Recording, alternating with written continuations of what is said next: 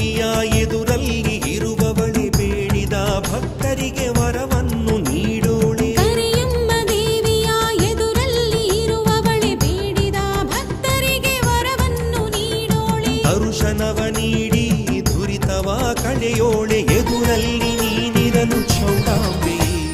ನಿನ್ನ ಸೇವೆಯೇ ನಮಗೆ ಸೌಭಾಗ್ಯವು, ನಿನ್ನ ಸೇವೆಯೇ ನಮಗೆ ಸೌಭಾಗ್ಯವು. ಚೌಡೇಶ್ವರಿ ದೇವಿ ಚೌಡೇಶ್ವರಿ, ಶ್ರೀ ದಸರಿ ಘಟ್ಟದ ಪರಮೇಶ್ವರಿ.